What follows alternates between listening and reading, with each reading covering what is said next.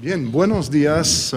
En nombre del Colegio de México quiero darles la bienvenida a esta jornada académica.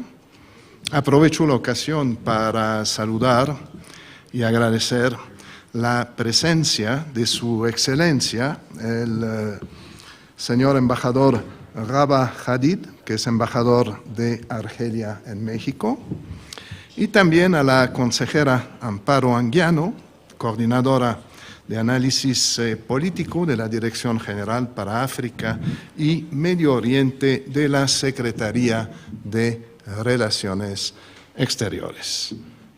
Amparo, de cierta manera, es también de casa. Aquí creciste, ¿no? Bien. También quisiera agradecer la presencia de miembros del cuerpo diplomático africano en México, aquí en el público. Bienvenidos a todos ustedes. Welcome. Es un gran gusto para el Colegio de México participar una vez más en las actividades de la Semana de África en México. Como ustedes saben, y ahora se lo estaba comentando al señor embajador, este año el Centro de Estudios de Asia y África del Colegio de México celebra sus 50 años de existencia. Es decir, que hace tiempo que existe en esta institución un interés sostenido por la investigación y la docencia sobre África, continente cuya historia y realidad contemporánea podrían ser más conocidos en México. Tengo la certeza de que ahora la profesora Varela hará referencia a esa tradición en su alocución de bienvenida.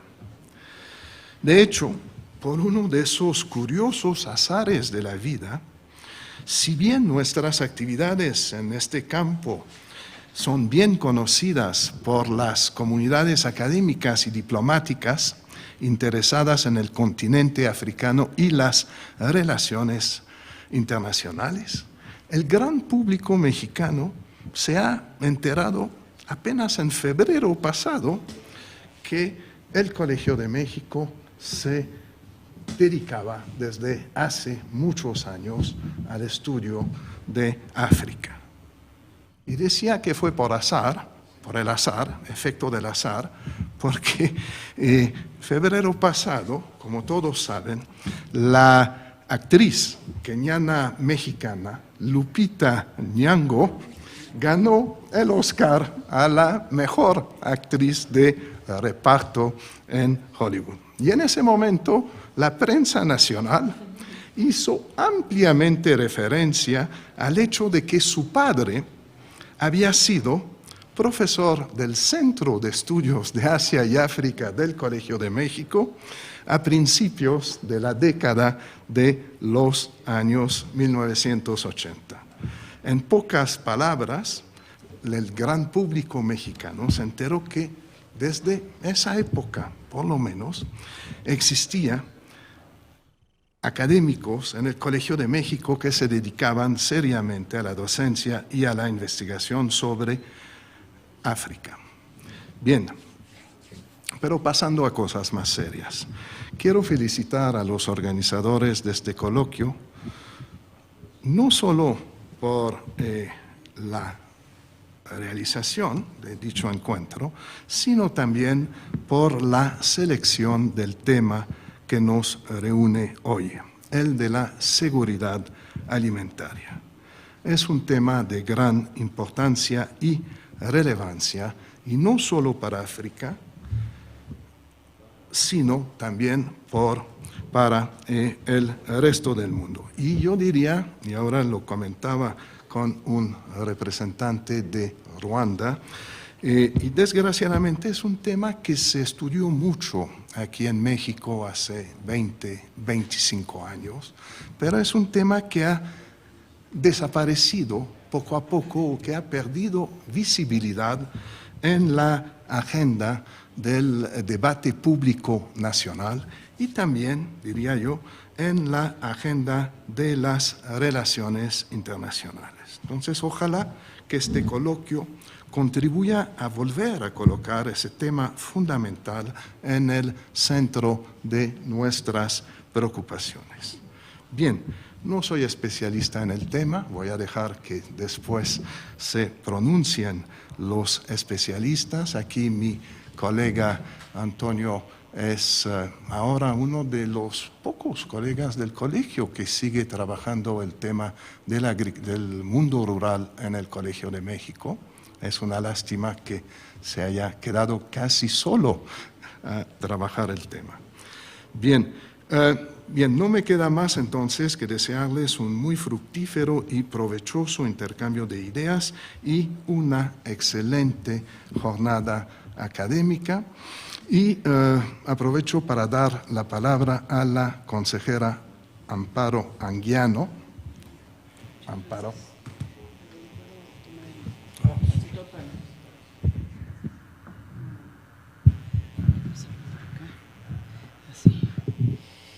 Así, gracias. Doctor Jean-François Proudhon, coordinador general académico del Colegio de México. Excelentísimo señor Rabah Hadid, embajador de Argelia en México. Doctora Hilda Varela, directora del Centro de Estudios de Asia y África del Colegio de México. Excelentísimos señores embajadores y miembros del cuerpo diplomático acreditado en México. Excelentísimos colegas de Ruanda, Zambia y Liberia que vinieron desde Washington, desde sus embajadas en Washington para participar en la Semana de África. Estamos muy contentos de tenerlos aquí. Y al público, muy bienvenidos, señores y señoras y jóvenes estudiantes. En primer lugar, quisiera expresar mi reconocimiento al Colegio de México, particularmente al Centro de Estudios de Asia y África y a su directora, la doctora Hilda Varela, por la organización de esta jornada académica en el marco de la Semana de África en México 2014, dedicada al tema general Agricultura y Seguridad Alimentaria. Asimismo, hago patente mi agradecimiento al embajador de Argelia en México y a los especialistas de esta institución y de la Universidad Nacional Autónoma de México que participan el día de hoy. La Semana de África, que ha venido organizándose desde el año 2006, es un esfuerzo conjunto de la Secretaría de Relaciones Exteriores, el Senado de la República, las embajadas de los países africanos en México, otras entidades del Gobierno federal y diversas instituciones académicas por difundir la realidad de África entre el público en general y la sociedad mexicana, así como por identificar oportunidades para el fortalecimiento de los vínculos entre México y los países africanos. El Colegio de México ha sido un socio fundamental en este esfuerzo desde un principio, por lo que es un honor para mí estar aquí en esta ocasión. Y como decía el doctor Proudhon, tengo muchos lazos con esta institución, aunque no estudié aquí. Más aún cuando celebramos, me da mucho gusto estar aquí, más aún cuando celebramos 50 años del establecimiento del Centro de Estudios de Asia y África, que es un centro de estudios regionales pionero en México y también en América Latina. La celebración de la Semana de África, en estas fechas de mayo, coincide con el aniversario del establecimiento de la Organización de la Unidad Africana, OUA, el 25 de mayo de 1963, organización que precedió a la actual Unión Africana, que es el principal organismo regional en África. El año pasado se cumplieron 50 años de esa histórica fecha, y como parte de la reflexión sobre el camino recorrido, y también como parte de la definición de los objetivos a futuro, los Estados miembros de la Unión Africana adoptaron la Agenda 2063 para África, en la que se presenta una visión de lo que se espera alcanzar en los próximos 50 años, sobre la base de 5 prioridades panafricanas. Las prioridades son la inversión en los pueblos africanos, que son el recurso más valioso del continente, el desarrollo de la infraestructura, la transformación económica y la industrialización, el desarrollo agrícola y la integración política y económica de África. Asimismo, de acuerdo con la Agenda 2063, el empoderamiento de las mujeres y de los jóvenes será fundamental para alcanzar estos objetivos, ya que esa parte de la población es el motor del desarrollo, de la paz y de la prosperidad en África. Por otra parte, el eje temático de esta Semana de África también coincide con las prioridades de la Unión Africana, que declaró al 2014 Año de la Agricultura y la Seguridad Alimentaria, mientras que la Asamblea General de la ONU declaró al 2014 Año Internacional de la Agricultura Familiar. Entonces, ahí hay una sintonía entre el año para la Unión Africana y para la Organización Mundial, que es la ONU, ¿no? Según fuentes oficiales, en la última década la agricultura en África ha tenido un crecimiento anual de alrededor del 4%, y la inversión pública en dicho sector ha aumentado un promedio del 7% por año. Estas cifras son positivas, pero el objetivo de la Unión Africana es lograr un crecimiento sostenido mayor y garantizar la soberanía alimentaria de una población que supera ya los 1.000 millones de habitantes. Considero muy atinado que la conferencia inaugural del día de hoy, que impartirá el doctor Antonio Yunes Naude, sea sobre la experiencia de México en materia de seguridad alimentaria, ya que este es un reto y un objetivo no solamente para los países africanos, sino un gran reto para nuestro propio país. Asimismo, estoy segura de que las presentaciones sobre los temas relacionados con África, que escucharemos el día de hoy, complementarán y enriquecerán las actividades que ya hemos llevado a cabo en el marco de esta semana, en particular el Foro de Cooperación México-África, celebrado en la sede de la Secretaría de Relaciones Exteriores el 20 de mayo, y el Foro de Oportunidades Comerciales y de Negocios, que tuvo lugar el día de ayer en el Senado, en el que también, por supuesto, hubo participación de empresarios. Es otro sector de la población de la sociedad mexicana que es importante involucrar en las relaciones con África. Adicionalmente, los embajadores de los países africanos en México han visitado escuelas primarias y secundarias públicas de la Ciudad de México para promover sus países entre los alumnos, y algunos de ellos también grabaron programas de radio que están siendo difundidos en Radio UNAM, en la frecuencia 600, en AM, ¿no? La frecuencia AM de Radio UNAM, los martes. Comenzaron el martes de la semana pasada, el segundo programa fue el martes de esta semana, y habrá dos más, el martes de la próxima semana y de la que sigue. Si alguno de ustedes quiere escuchar estos programas a las 9:30 de la mañana, Radio UNAM en AM.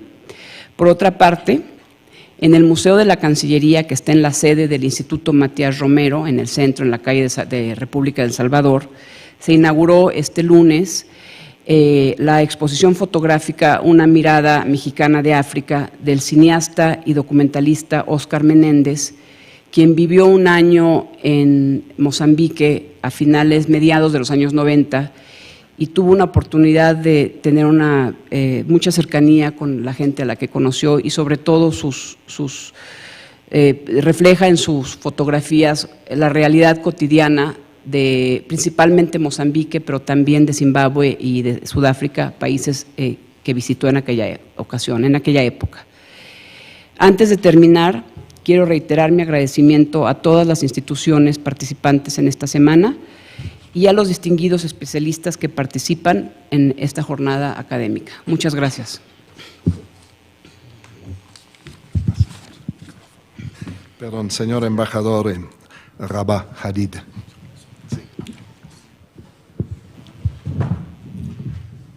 Doctor Jean-François Prudhomme, doctora Varela, consejera Amparo Ambiano Rodríguez, señoras y señores, muy buenos días a todos. Since I see that interpretation has been provided, and also we have a number of friends and colleagues coming from Washington here.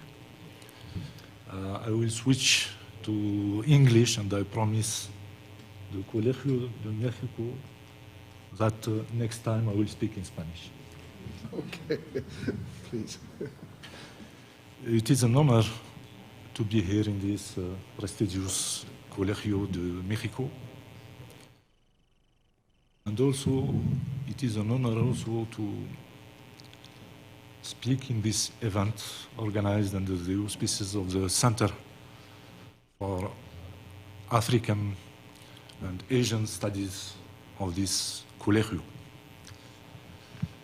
This center is celebrating its 50th anniversary, and I am glad also to tell you that Algeria and Mexico are also celebrating this year the 50th anniversary of the establishment of the diplomatic relations between our countries. I would like also to say how much I feel happy that over the years, the Week of Africa is gaining in richness of activities, and is gaining in substance, and is gaining in following. I can say that we are getting close to the moment where we will not have just a week of Africa, but a year of Africa, or maybe a decade of Africa in Mexico. Africa is considered now as the new frontier of the world economy. It is linked by substantive partnerships with China, with the European Union, with South America, with Turkey, with South Korea, with European Union. Don't know if I mentioned it already. And there is also a forthcoming very important event that I think should be borne in mind also here in Mexico. It is President Obama has convened the first summit, Africa, United States, that will take place in the White House on the next 6th of August. So Africa is present to the north of Mexico, is very present also to the south through the partnership with South America. We are happy that Mexico is organizing itself to fill the gap, and we are ready and happy to be able to help and to contribute to this process. How did Africa become the new frontier of the world economy? I think everybody will remember that Africa suffered a lot in the years 90s that were called the lost decade for development due to the indebtedness problem and to the programs, adjustment programs made with the IMF. During that decade, even the ODA declined considerably. So in the beginning of the year 2000, 3 presidents decided to move and to try to launch a new initiative. It was President Obasanjo, President Mbeki, and President Bouteflika. They launched, in the year 2000, they started preparing a new initiative that was based on 3 pillars. The 3 pillars can be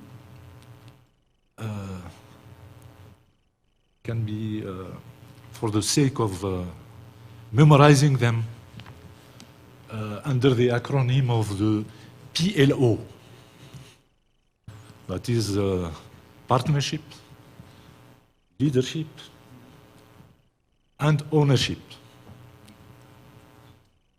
These were the three pillars that were at the heart of the new partnership for African development, and were also at the heart of the transformation of the OAU into the African Union, two initiatives that were taken at the same time and in parallel.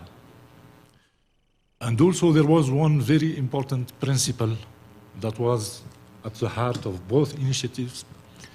It is the improvement of governance, that Africa has to improve governance. It is in this context that was set up the African mechanism for peer review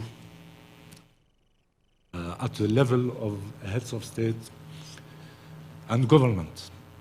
I will not dwell at length with these, just to say that 10 years after these initiatives were launched, and thanks to the improved governance, improved mobilization of domestic resources, improved mobilization to tackle the issues of peace and security in Africa, and enhanced participation into the global debates concerning Africa, whether it is climate change, whether it is the efficiency of aid. And I must say that 2 or 3 weeks ago, President Peña Nieto opened a very important conference of the Global Alliance on improving the effectiveness of international development cooperation.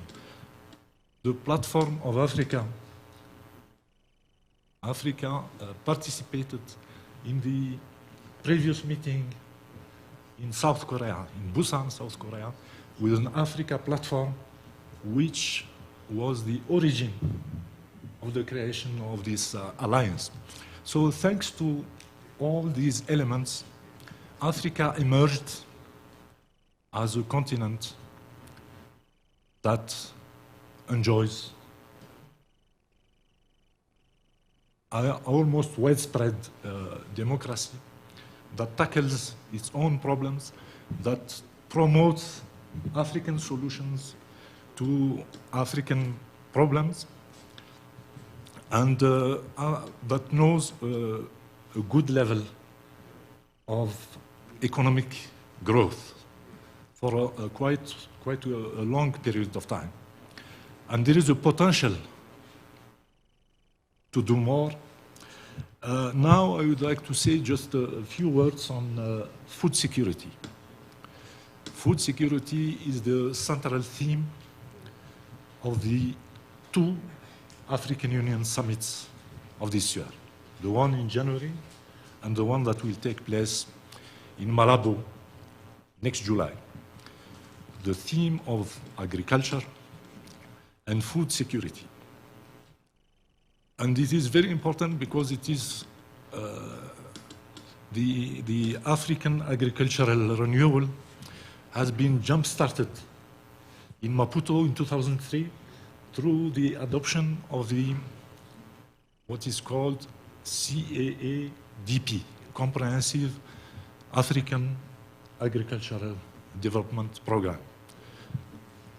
On the occasion of the 10th anniversary, it was felt that it is necessary to take a new look at the issue of agriculture and food security in order to keep the momentum and correct whatever has to be corrected in the strategies followed so far.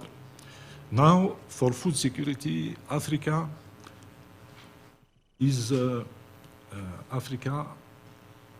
contains 60% of the arable land in the whole world that is not exploited. 60% is in Africa.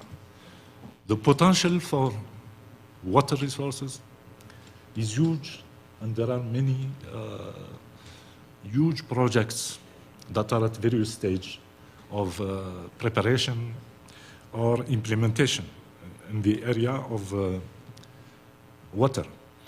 So the potential, Africa has the potential to ensure its own food security, but also to contribute to world food security. And agriculture is part of the agenda of transformation of the economies of Africa to get away from the over-reliance on the simple extraction and export of mineral and natural resources. So we would like also just to say 2 words, I hope I'm not too long, about the relations between Algeria and Mexico. Relations between Algeria and Mexico began in the corridors of the United Nations in the 50s, when Algeria was acting in the United Nations to get support for the cause of its liberation struggle and the cause of its independence. And as a result of these contacts, a number of delegations of the National Liberation Front were invited to Mexico and visited Mexico and got the Mexican support in the various activities and various votes that took place on the Algerian question in the 1950s.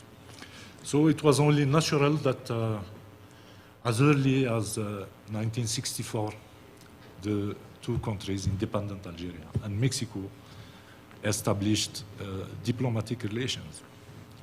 Since then, we have had very close interactions on multilateral forum, on issues of peace and security, on issues of disarmament, on issues of law of the sea, on you can cite any of the important issues of the international agenda. On all of them, Algeria and Mexico have always worked hand in hand, various international conferences, and at the United Nations. President Echeverria visited Algeria in 1975, and in the wake of this visit, the 2 countries opened embassies, the Algerian embassy in Mexico and the Mexican embassy in Algiers. On the cultural side, there has been quite good developments.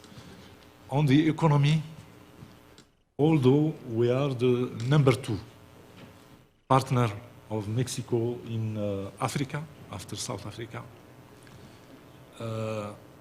we must recognize that the level of relations remains very modest.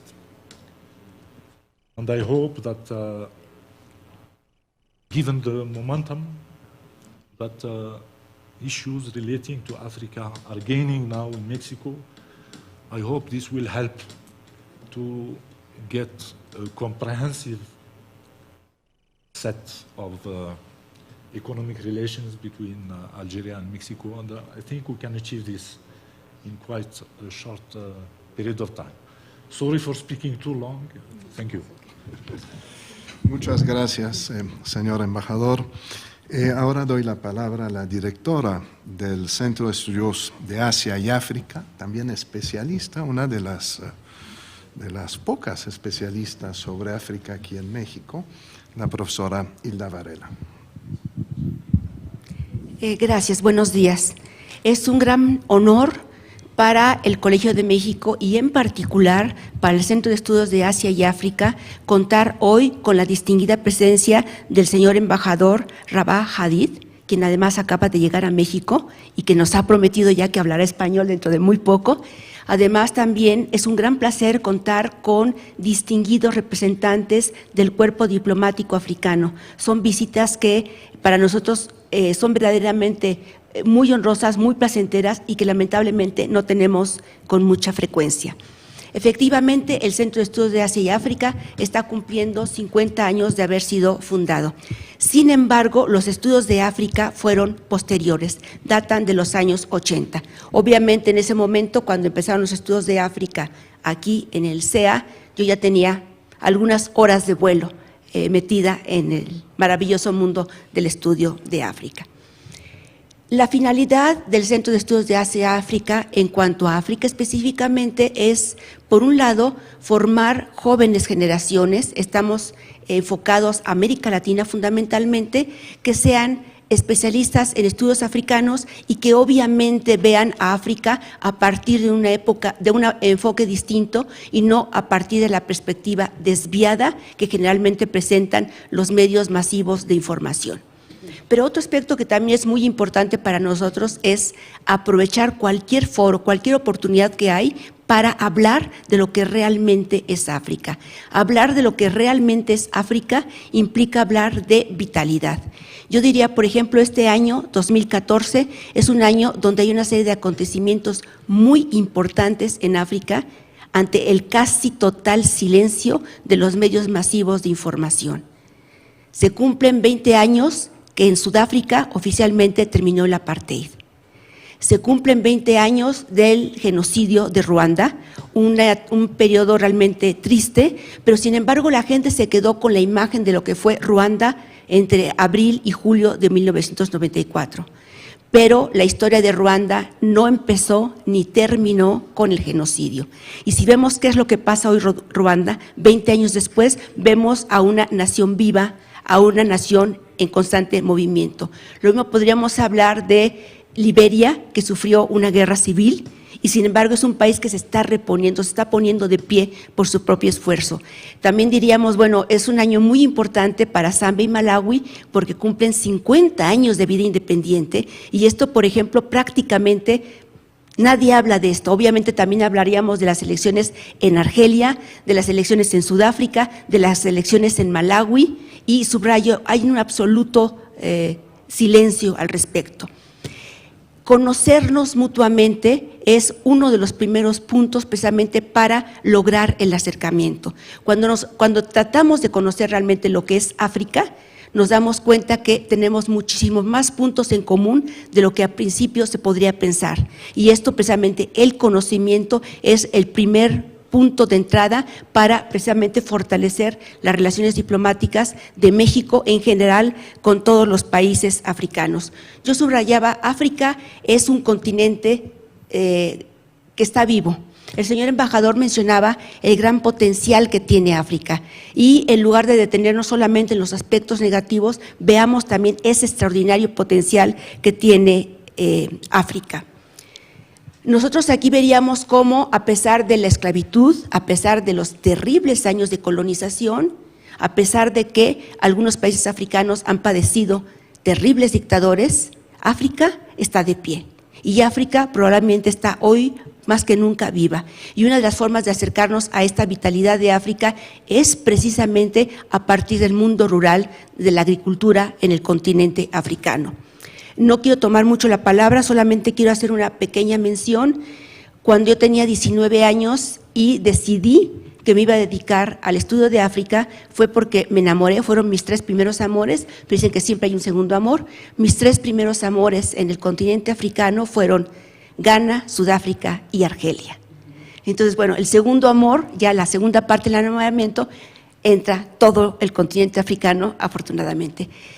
Yo hago votos porque esta sea una muy exitosa jornada de estudios africanos, aunque sea pequeña. Esta es la casa de ustedes, señores, Cuerpo Diplomático Africano, y sobre todo la idea es que, aunque sean pequeñas gotitas, alguna vez lograremos perforar la piedra y seguiremos trabajando siempre unidos porque África ocupe el lugar que le corresponde en el sistema internacional.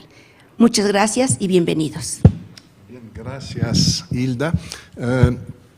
Supongo que nos vamos a retirar y vamos a invitar a nuestro colega Antonio Yunes, que es un gran especialista en temas rurales en México, a pasar aquí al presidium. ¿Lo vas a presentar, Hilda? Sí.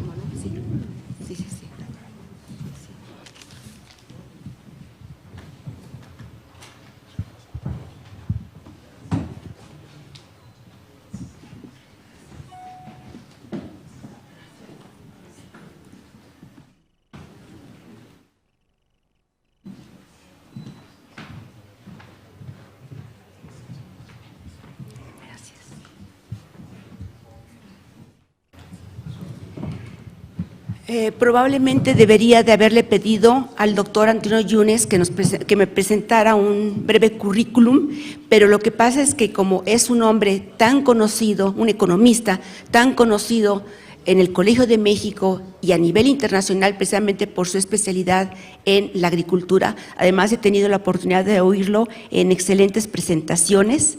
Entonces, bueno, yo tan solo diría para presentarlo, ahorita con su presentación él mismo se presentará. El doctor Yunes es un destacado miembro académico del Centro de Estudios Económicos del Colegio de México, con una trayectoria verdaderamente extraordinaria y en forma muy generosa. Hoy va a hacer la conferencia inaugural, que es muy interesante porque precisamente va a hablar él de la seguridad alimentaria a partir de la experiencia de México. Él ya ha tenido la oportunidad de hablar de este tema en el contexto africano, por lo tanto estoy segurísima que su aporte va a ser sumamente valioso. Entonces, bueno, solamente me resta darle las gracias al doctor Yunes y cederle la palabra, por favor. Buenos días y mil gracias a ustedes, al Centro de Estudios de Asia y África y a la profesora Hilda Varela en particular. Yo no sé, aquí le voy a mover, ¿verdad? ¿Es esto? Sí. Muy bien. Lo que voy a presentar es una reflexión, precisamente coincidió con una invitación que tuve el año pasado para asistir a la Conferencia Internacional de Economistas Agrícolas Africanos, que se realizó en Túnez. Y la presentación se basa en la que hice en Túnez y sobre todo, bueno, y además, ya le estoy pasando, aquí no se ve, ok. Y para los que estén interesados, el artículo a partir de la ponencia se publicó en el Agricultural Journal of el African Journal of Agricultural Economics. La presentación tiene dos propósitos, como decía la doctora Varela y Jean-François, de hacer una reflexión, una experiencia, hacer un recuento muy rápido de la experiencia de México en términos de políticas, de reformas económicas y dar una revisada de las tendencias a partir de estas reformas y al final tener una reflexión sobre las lecciones que puede ofrecer México a partir de la experiencia de casi 30 años de reformas económicas y en materia de seguridad alimentaria. Básicamente, bueno, estas son las partes de mi presentación. Tengo una media hora, ¿verdad? Ok. Bueno, este es México. Una de las características de México y muy importante para la cuestión agropecuaria en la producción de alimentos es que es muy contrastante sus regiones en términos agroecológicos. Tenemos por un lado el norte en general, que tiene zonas áridas, semisecas, pero que tienen acceso a irrigación. Hubo obras desde los 40, 50 en México para irrigar estas zonas. Después está el centro, que es más o menos intermedio, y el sur, sureste, que se caracteriza por tener regiones, bueno, tropicales muy húmedas. Entonces ahí hay un contraste importante en las regiones rurales de México. No les voy a llenar de este tipo de cosas, pero un recuento rápido sobre las reformas. Como les decía, las reformas económicas en México, como en otros países de América Latina, se iniciaron en los 80s a partir, algo muy similar por lo que acabamos de escuchar del señor embajador, a partir de la crisis de la deuda de América Latina, pero esto se dio en vez de los 90s, en los 80s, y en México se hicieron una serie de reformas muy fuertes, incluyendo las reformas al campo.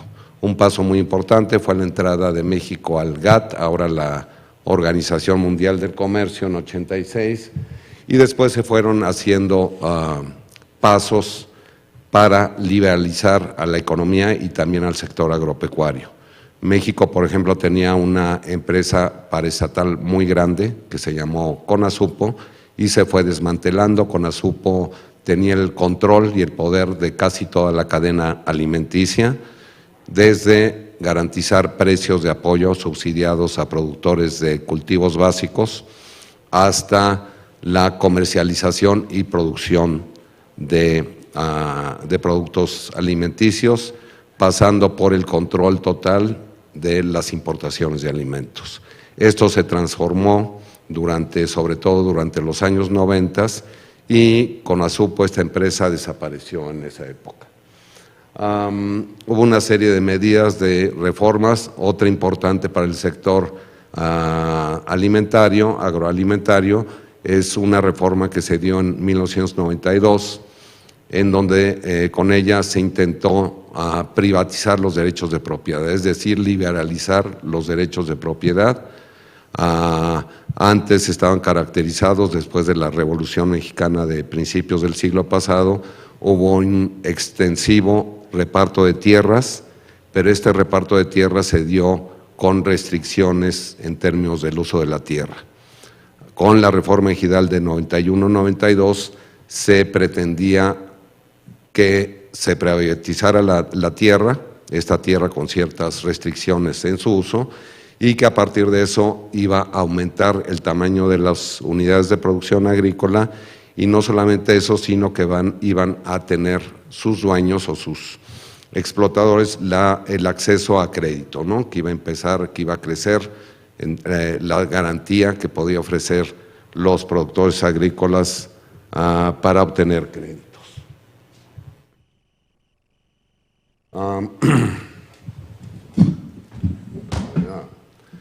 ¿Cuáles eran las expectativas de estas reformas profundas que se dieron en México? Y les digo, no solamente en la economía en su conjunto, sino también en el sector agropecuario. Bueno, otro cambio muy importante fue la firma del Tratado de Libre Comercio norteamericano entre México y Canadá y Estados Unidos, y que se incluyó, a diferencia de muchos otros países, se incluyó el sector agropecuario, la liberalización del sector agropecuario frente a el gran riesgo que había en términos de los productores agrícolas de México, por ser Estados Unidos sobre todo un gran productor de granos, en especial de maíz, que es el cultivo, como ustedes saben, el cultivo alimenticio más importante de México.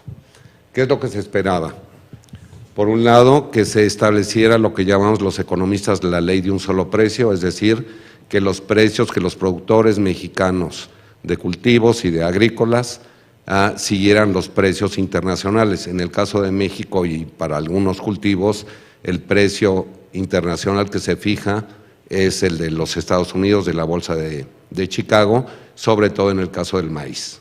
Como saben ustedes, Estados Unidos es el productor más importante de maíz en el mundo y es el que su producción determina o influye muy importantemente su precio. La otra consideración fue que a partir de la apertura y la reducción de la participación directa del Estado en la economía mexicana y en el sector agrícola, los productores iban a enfrentar competencia de sus contrapartes del resto de Norteamérica, sobre todo de los Estados Unidos, y para que pudieran competir se iban a ser más eficientes, adoptando nueva tecnología, etcétera, etcétera.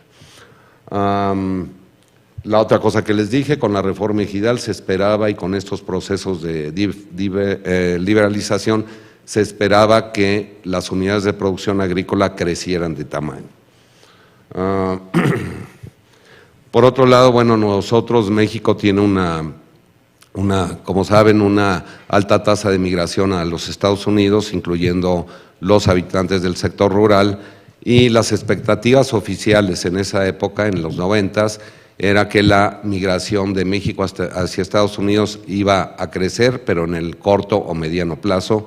Nunca se definió muy claramente, como acostumbramos a hacer los economistas, pero bueno, que a la larga, lo que se quedaba claro es que a la larga la dinámica que iba a crear la liberalización y el Tratado de Libre Comercio con Estados Unidos y Canadá iba a hacer crecer la economía mexicana y reducir los incentivos de los mexicanos a migrar a Estados Unidos.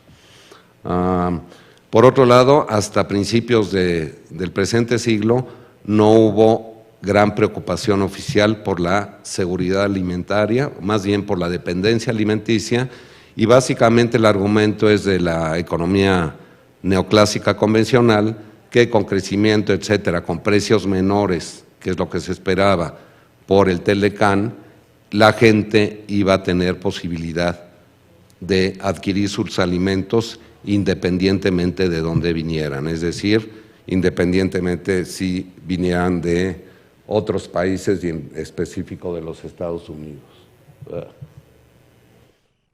Voy a pasar rápidamente a las tendencias, no los quiero llenar de datos, pero básicamente voy a ir muy rápido, aquí los cuadros estos lo van a ilustrar. El desempeño de la economía mexicana en general y del sector agropecuario en general ha sido no muy satisfactorio. Aquí ven las tasas de crecimiento de los distintos sectores y en especial del sector agropecuario. Quizás la única excepción sean la producción de productos alimenticios procesados. La otra característica es que el déficit agropecuario y de alimentos procesados de México ha crecido enormemente y esta gráfica lo muestra, es otra de las características de las tendencias del sector agropecuario. Por otro lado, la producción, las importaciones, ¿no?, de los alimentos básicos han crecido muchísimo, pero lo sorprendente es que la producción de maíz en México, no obstante la apertura comercial, que han aumentado muchísimo las importaciones de maíz por parte de México, la producción de maíz en México ha crecido, ¿no? Se ve claramente que ha seguido creciendo. Una de las primeras interrogantes, y viene a colación porque no solamente es una ilustración del caso de México, sino también una ilustración para otros países, como México fue de los primeros que adoptó la liberalización comercial, de los primeros países en desarrollo que adoptó estas medidas y que incluyó al sector agropecuario. A mí me parece que es importante las lecciones que puede ofrecer México. Una de ellas, nos preguntamos y hemos desarrollado investigaciones sobre eso, es por qué la producción de maíz frente al gran competidor de que es Estados Unidos y a la eficiencia en que se produce el maíz y otros granos, ¿no?, pero el maíz es muy importante para México, no se desplomó, ¿no?, frente a lo que se esperaba. Hemos dividido la explicación, el análisis, ¿no?, para presentar explicaciones en dos partes, y eso debido a la gran heterogeneidad que hay en la producción agrícola de México, que se da cuando menos en otros países de América Latina y muy probablemente en países de África. Por un lado están los productores comerciales, medianos y pequeños, con acceso a riego y que tienen posibilidades de competir, y lo que sucedió según esta interpretación del por qué no se desplomó, no se redujo brutalmente la producción de maíz en México, es que los productores grandes comerciales con riego se hicieron más eficientes, como era lo esperado, pero también recibieron apoyos muy fuertes por parte del Estado. Por un lado estaba la liberalización, pero en los 90 se unieron a esa liberalización políticas de apoyo que se llamaron en esa época políticas de transición, y la mayoría de ellos se enfocaron a apoyar a los productores comerciales, sobre todo los que están en el norte de México. La otra parte de la explicación son los hogares rurales. En las políticas de transición en México no se tomaron en cuenta las características de la producción en pequeña escala, que es una producción que la hacen sobre todo los hogares rurales y que tienen varias características que explican, al menos en parte, por qué frente al Tratado de Libre Comercio y a la reducción de los precios de maíz, que ahora vamos a ver una gráfica, siguieron produciendo maíz. Y estas son algunas de las explicaciones del por qué los pequeños productores que se tomaban como no competitivos siguieron produciendo maíz. Una de ellas es que son unidades de producción y de consumo. En general, cuando menos en América Latina, no se tomaron en cuenta estas características en las políticas públicas, y voy a regresar después. Son unidades no solamente de producción, no solamente producen maíz, sino también consumen parte de lo que producen. y eso cambia sus estrategias económicas. Por otro lado, tienen fuentes diversificadas de ingreso. Por ejemplo, un hogar típico en México, un hogar rural típico en México, produce maíz, produce algo de animales, algunos de sus miembros migran a Estados Unidos, otros migran al resto de México a trabajar en el mercado de trabajo, etcétera. Entonces tienen una fuente diversificada de ingreso. Entonces una reducción, y la última característica es que enfrentan lo que llamamos los economistas costos de transacción. Están relativamente aislados de los mercados, así es que una reducción en el precio del maíz, por ejemplo, con todas estas características no los afecta directamente y es parte, según los estudios que hemos hecho, de la explicación al por qué no se ha reducido la producción de maíz. Y esto tiene que ver con la seguridad alimentaria que después voy a retomar. Bueno, aquí son otras gráficas muy rápido, nada más que vean así, es por años, por periodos. La dependencia alimentaria de México, sobre todo la mayor parte, más del 80% de las importaciones alimentarias de México vienen de los Estados Unidos. Y la dependencia muestra que ha aumentado. No tanto, por ejemplo, la de maíz, que es el primer conjunto de barras, ahí en la primera gráfica, pero sí ha aumentado y sobre todo la importación de oleaginosas y de soya en particular. Lo mismo ha sucedido con las importaciones de ganado. La otra cosa, muy rápidamente, nada más les señalo, no los quiero llenar de cifras. El tamaño, a diferencia de lo esperado, las importaciones se esperaba más o menos que crecieran, no a tal magnitud, pero el tamaño promedio de las unidades de producción agrícola en México no cambió sustancialmente. Sigue habiendo, a diferencia de lo esperado, sigue habiendo la gran mayoría de unidades de producción son de menos de 2 hectáreas o de hasta 5, y son la mayoría y son muy pequeños, ¿no? Y cubren una porción muy importante de las unidades de producción. El mensaje aquí es que no obstante las reformas, no obstante el Telecán, etcétera, la producción en pequeña escala de los hogares rurales subsiste después de más de 20 años de reformas. ¿Aquí qué es? Bueno, otra cosa muy rápidamente, créanme, los rendimientos de los pequeños y de los grandes productores han crecido, mucho más de los grandes, de las unidades de producción grandes, pero los dos han crecido. Esto es la tendencia en los precios, como les decía, no obstante la reducción en toda esta época hasta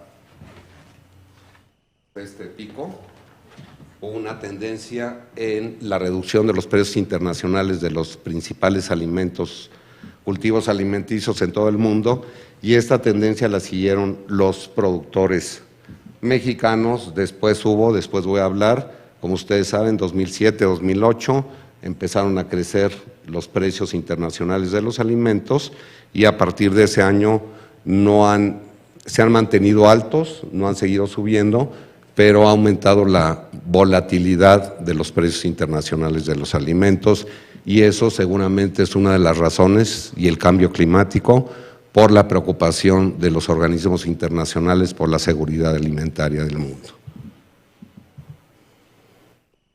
La otra parte, y voy a ir muy rápido porque me estoy comiendo el tiempo, ¿verdad? Voy a ir muy rápido en esto. Básicamente esas son las razones, ¿no? Voy a hacer mención solamente a una de ellas. ¿Cómo se ha mantenido el consumo per cápita en México, que esa es buena noticia, de alimentos ha subido? Y me pregunto, ¿cuáles son los componentes de este aumento en el consumo? En el caso, por ejemplo, del maíz y del frijol, el componente ha sido producción nacional e importaciones. En el caso de las oleaginosas, la mayoría son importaciones, y en el caso de las cárnicos, sucede algo similar que con el maíz y el frijol. Otra característica importante, bueno, lo más importante es esto, bueno, lo del consumo de alimentos, cómo se ha movido, ¿no?, la composición de los alimentos consumidos por los mexicanos. Y aquí notamos dos elementos que quiero sacar a colación como lección, que aquí está la parte de alimentos, lo que llamo alimentos frescos, y en el sector, en 92, en el sector urbano, pesaban 62% y bajaron a 59%, y en el rural de 63% a 55%. Lo que quiero hacer notar, hice una división, esto es un proceso de investigación en curso, es que los productos no nutricionales aumentaron muchísimo en la canasta de consumo de los mexicanos, sobre todo de los hogares urbanos. En 92 eran 11% y subieron más, que se duplicaron en 2007, que son los datos en 2012 con los que contamos. Entonces, a partir de eso, hay una lección, ¿no?, básica para otros países, es que la canasta, sobre todo los hogares urbanos en México, ha habido un cambio en la composición de la canasta de consumo de alimentos, de productos frescos, más sanos y cárnicos, a productos chatarra. Y es una de las conclusiones que saco, y además la vinculo con el gran problema de obesidad que ya padece México. A mí me parece que es otra lección, que la composición de productos, debido a razones que después voy a exponer, razones probables, es una de las lecciones que puede aportar México. Aumenta el consumo per cápita de alimentos, pero también aumenta una parte importante, sobre todo en los hogares urbanos, es el consumo de alimentos chatarra, ¿no?, junk food. Hay algunas cifras, les digo, es un proyecto que está en investigación, por ejemplo, revisando los datos de importaciones de México a Estados Unidos, resulta que las sopas, las auchanes, yo no sé si haya en otros países, espero que no existan, se ha aumentado 11 veces, por ejemplo, es una comida rápida, etcétera, y ha aumentado son ilustraciones de lo que está pasando en México. La otra parte es la pobreza. Entonces, voy más rápidamente a todo esto. La pobreza en México subió, estos picos de aumento de la incidencia de la pobreza son crisis económica que México sufrió en 94, macroeconómica, y después la otra crisis, la crisis internacional, y también el aumento en el precio de los alimentos hizo que aumentara la pobreza y la incidencia en la pobreza del país.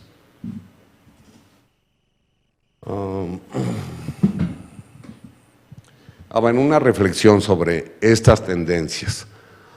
Una de las lecciones. Los gobiernos, cuando menos hasta principios de este siglo, de México, pensaron que con la liberalización y con la reducción de la participación del Estado en la economía, los mercados iban a funcionar y eso iba a traer consecuencias positivas en todos los sentidos. Esa es una de las primeras lecciones que, como vimos y como traté de fundamentar, eso no sucedió. Algo muy importante, eso sí, no ha crecido mucho, pero México ha sido una economía bastante estable desde la crisis de mediados de los 90. Bueno, la otra parte que yo creo que es muy importante, porque hay una discusión muy politizada sobre seguridad alimenticia.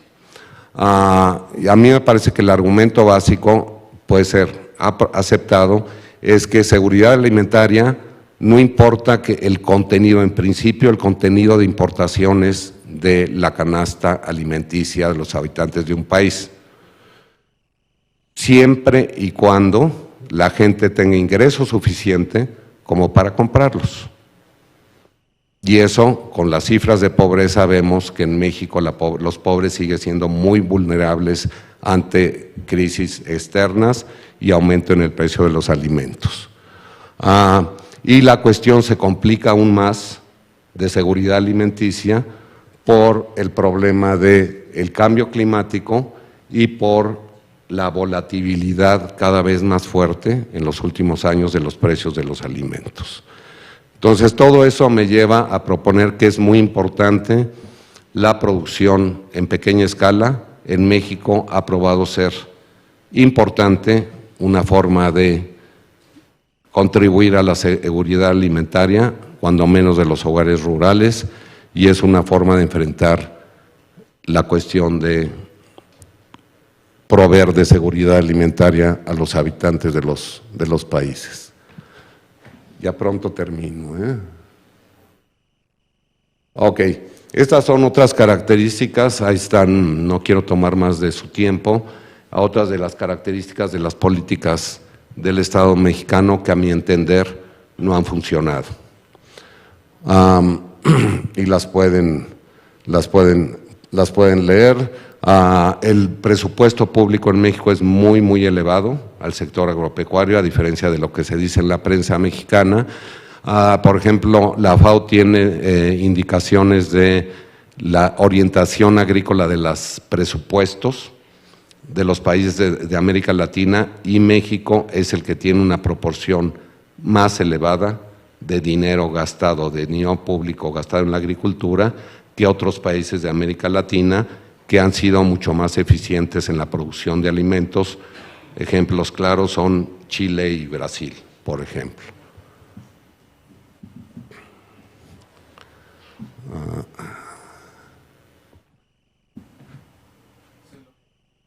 La misma, ¿no? La anterior, perdón. Ok. Y ha sido muy sesgada. Otra parte muy importante de las características de las políticas públicas en México al sector agropecuario es que han sido muy inequitativas.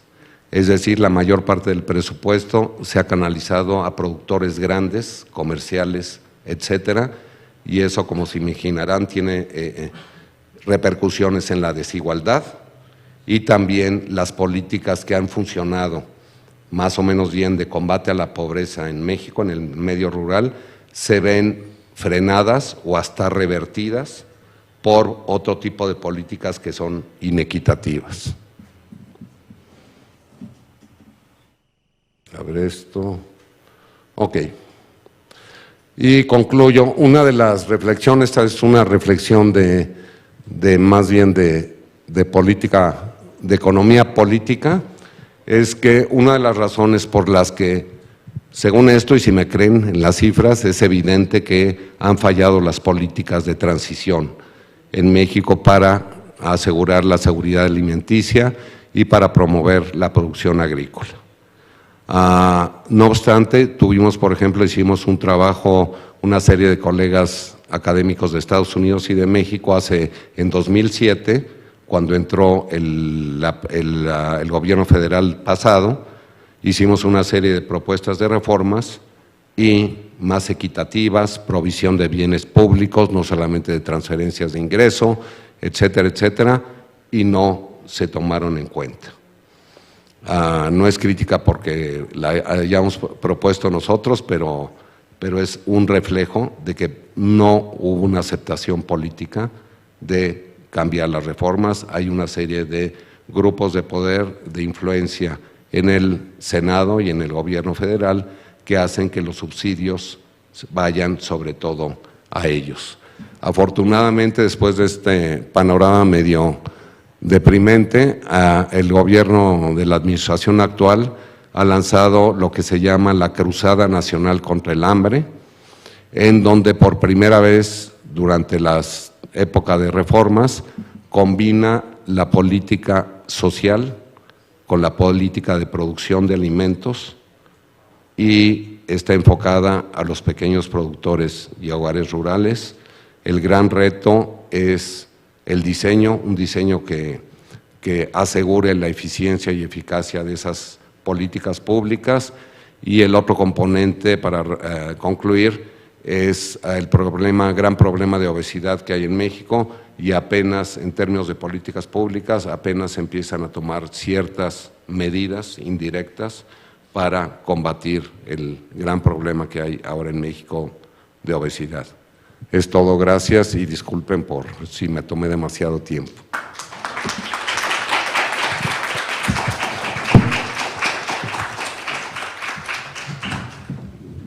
Muchas gracias al doctor Yunes por esta interesante introducción y que además precisamente nos permite ver lo que yo decía al principio.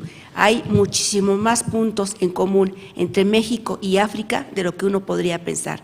Abrimos ahorita la sesión de preguntas y respuestas.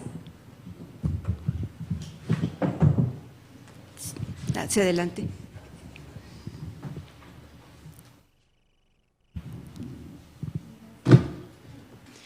Buenos días. Es muy interesante la presentación del doctor Yunes y hace una semana veía yo un documental en CNN acerca, se llamaba Proyecto Libertad, la economía del cacao en Costa de Marfil, y me parece muy interesante todo lo que trataba sobre la producción del cacao y lo que termina después en un producto de la empresa Nestlé, como lo es un chocolate como Crunch o Kit Kat. Y pensé en todos los elementos que hay alrededor, el trabajo infantil involucrado, las comunidades que dependen de esta producción agrícola y pues bueno, me gustaría también ver un renacimiento así como en México, en Costa de Marfil, y en un comercio justo para los productores de cacao de esta región, y me parece muy interesante, como dice la doctora Varela, cuestiones en común. Y pues bueno, África tiene muchos recursos tan maravillosos como el cacao y podemos hablar, ¿no? Diamantes en Sierra Leona, es maravilloso. Bueno, gracias. Sí, es un gran reto, que por cierto, no sé si sepan mis colegas y los invitados de África que el cacao es de origen mexicano. Eso no quiere decir que los productores más grandes de cacao estén en África. Sí, no solamente es la Nestlé y esas grandes compañías, ¿no?, las que en la compra, ¿no?, de este tipo de productos no se refleja, ¿no?, en los pequeños productores y en los productores que lo producen. En México, por ejemplo, tenemos un fenómeno, no conozco si sucede en otros países, pero me imagino que lo hay, a partir de las regiones y del tipo de productores. Hay llamamos nosotros los jornaleros agrícolas, que son habitantes del sur, de la zona tropical del país, que viajan conforme los ciclos agrícolas hacia el norte. Van primero a Morelos, a Nayarit y llegan hasta Baja California, y son sobre todo comunidades indígenas que llevan a su familia, son migrantes golondrinas, se les llaman también, que regresan al final a sus lugares de origen y son sumamente explotados por los grandes productores de agrícolas en México. Entonces, un asunto generalizado. Yo creo que es importante conocer las experiencias de otros países y también de México. No soy especialista, pero sé que ha habido una ampliación de los productores de café, de productores orgánicos de café, y cuando menos en algunos casos son historias buenas, exitosas, que se pueden aprender en otros países y en otros cultivos, ¿no?, en el mismo México. Micrófono, no sé. Yo lo tengo, yo había pedido pero a ver. Bueno, una palabra una pregunta muy cortita y después dos un poco más complicadas. ¿Viste la palabra phytosanitary en algún punto en uno de los diapositivos? Y tenía una pregunta acerca de qué significa. ¿Y cuál es la palabra? Phytosanitary. Ok. Phytosanitary. Ajá. Bueno, esa es la pregunta corta. La segunda pregunta, bueno, tú hablas de esta idea de la ley de un solo precio. Quería saber cómo se aplica la idea de la ley del precio en cuanto a los sueldos de la gente trabajando en cultivar estos productos. Es decir, si el precio es internacional, si los sueldos también suben en función del precio o si los sueldos se mantengan a un cierto nivel y todo esta crema o nata de ahí arriba se pone en las bolsas de los que tienen las capacidades de sacar el dinero. Eso es una pregunta. La segunda pregunta es acerca de las semillas. Si había una ley en cuanto al maíz, por ejemplo, en NAFTA, si había regulación de dónde los cultivadores de maíz deben sacar sus semillas, porque hay todo un debate internacional acerca de la política de semillas y incluso aquí en México las variedades de maíz que se pueden cultivar o no se deben cultivar. Y en cuanto a esto, la tercera cortita pregunta es acerca de la posibilidad de que va a suceder algo aquí en México como lo que sucedió en Jamaica con el negocio de productos lácteos, que es que básicamente Estados Unidos inundó a Jamaica con los productos lácteos y mató efectivamente a una gran porción del mercado. Y si en alguna capacidad o en cuanto a algún producto aquí en México, si hay este peligro de que Estados Unidos va a dominar, eliminar y después continuar vendiendo sus productos a México y México no va a tener la capacidad de ponerse en competencia con Estados Unidos. Gracias. Gracias. Contesto, ¿verdad? Sí. Lo de fitosanitaria ya no entendí, ¿no lo entendiste tú o...? Está ahí en uno de los diapositivos. ¿Y no sabes, es una pregunta la primera o...? Es sanidad de los alimentos, ¿sí? Alimentos sanos, que por cierto hay otra lección. Se ha avanzado en México en cuestiones de sanidad de los alimentos, pero solamente los de exportación. Los de que consumimos los mexicanos, no, que seguramente lo saben, ¿no? Y básicamente porque hay restricciones, ¿no? Hay reglas mucho más claras en Estados Unidos, Canadá y en otros países industrializados sobre la calidad de los alimentos, ¿no? Pero esa es otra gran lección y otro pendiente en México. En relación a... básicamente de la ley de un solo precio me refería, y qué bueno que haces la pregunta, a los precios de los productos, de los bienes agrícolas. Por supuesto, el precio de los salarios no se igualan porque, para empezar, como sabemos, no hay libre movimiento del trabajo. Si hubiera libre movimiento del trabajo sería otra historia, ¿no? Y podría haber una tendencia, quién sabe, es todo un reto, pero podría haber una tendencia a igualar los salarios de los países que comercian dentro de un marco de libre comercio. Entonces solamente me refería al precio de los alimentos, de los cultivos comerciados. Toda la parte de organismos genéticamente modificados, hay una restricción en México de su uso. Se sigue aplicando, hay muchas presiones políticas de que por cierto tipo de agricultores, los más grandes, y cierto tipo de empresas productoras de este tipo de semillas, pero hasta la fecha no se ha logrado, porque es un tema, como saben, muy importante aquí y muy delicado, sobre todo para el caso del maíz, y todavía no es legal. Eso no quiere decir que se hayan encontrado a algunos cultivares con organismos genéticamente modificados, y pudo haber sido hasta de gente que migra y regresa de Estados Unidos a México y que trae sus semillitas, etcétera, y como son semillas de polinización abierta, es posible que se contaminen, ¿no? Espero que no vayan a llegar a cobrar los derechos de las semillas contaminadas. Hay un caso, no sé si sepan, en Canadá, de la canola, ¿no? Que un productor de canola lo infectaron, o los genéticamente modificados, y la compañía productora de estas semillas le estaba cobrando por la semilla que llegó a contaminar su producción. Y lo último, no está sucediendo todavía de esa especie de competencia desleal, ¿no?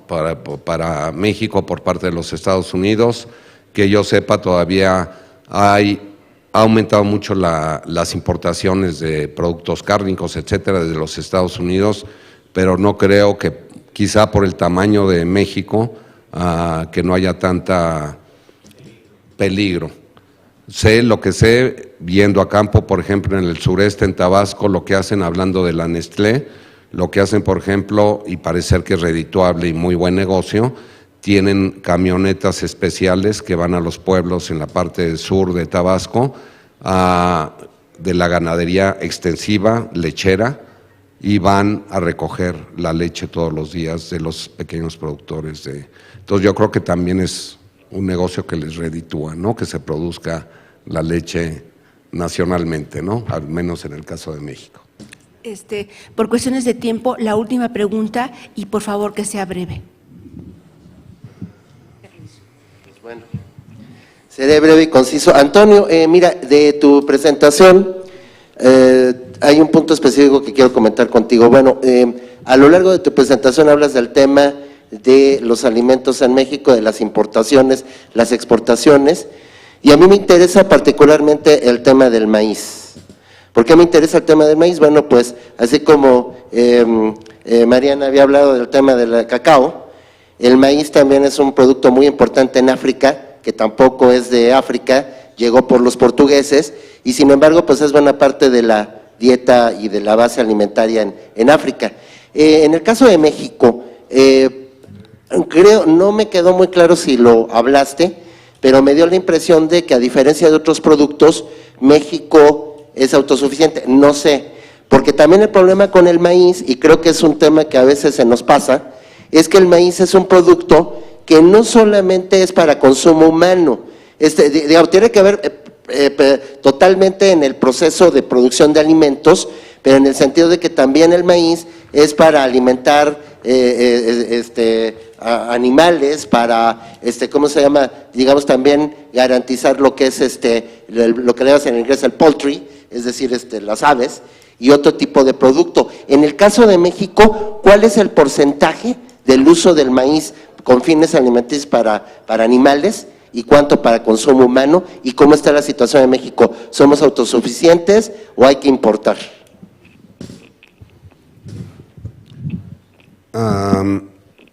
Gracias por la pregunta. Y antes de responderla, una anécdota. Hicimos un estudio para la Cámara de Diputados sobre el maíz, las importaciones de maíz, y si venían subsidiadas por parte de los Estados Unidos. Y dimos una revisión sobre precisamente el maíz y los dos tipos de maíz más importantes. Uno es el blanco, que es el que se produce en México, y yo tuve la fortuna hace años de estar en Zimbabue y creo que es también blanco, ¿no? El que se produce en África, ¿no? Y el otro es el amarillo. El amarillo, bueno, en lo que se decía, dejaron México, hubo un periodo de transición de los cultivos, de las importaciones delicadas, y hubo un periodo de transición en donde había tarifas cuota, no se sepan, pero es una restricción, ¿no?, de cuantitativa de importaciones. Si llegaban a cierto nivel, se empiezan a cobrar tarifas muy altas. Se incluyó el maíz. Nunca el gobierno mexicano aplicó esas tarifas, entonces importó abierto. Entonces el argumento se decía que el oficial en México y en Estados Unidos también, que el maíz que se estaba importando es el amarillo, y sí es cierto, y que es distinto al maíz blanco. Entonces la pregunta que surge es por qué se estableció como cultivo delicado y no se distinguió el maíz blanco del amarillo. En fin, ¿sí me entienden? Es muy extraño. En fin, la producción de los pequeños productores es sobre todo maíz amarillo. La producción nacional y la que nos gusta consumir es amarillo y de otros colorcitos, pero no el blanco. Y el amarillo se usa sobre todo y lo importan sobre todo las empresas procesadoras de alimentos balanceados, y básicamente es lo que se importa de Estados Unidos. Entonces estas importaciones, no recuerdo cómo hice el cálculo, pero como vemos aquí la dependencia en términos sumados, los dos tipos de maíz, no ha subido tanto frente a la de soya, por ejemplo. Entonces, un fenómeno que hemos estado estudiando, y por eso lo expuse, es qué ha pasado, por qué el maíz se sigue produciendo en México. Y básicamente los grandes, Sinaloa, no sé si sepan, de los estados del norte, hace 25 años no era un productor importante de maíz. Después del Telecán, sorpresa, es el primer productor de maíz de México, que va en contra de las expectativas, ¿no? Y eso lo explicamos nosotros por subsidios a la comercialización a estos grandes productores, que son los que producen también, no sé si los compañeros que viven en Estados Unidos, quizá en California sí, o en otros lados, es el estado que produce el jitomate, el tomate mexicano que importan en Estados Unidos y Canadá. No sé si... Gracias.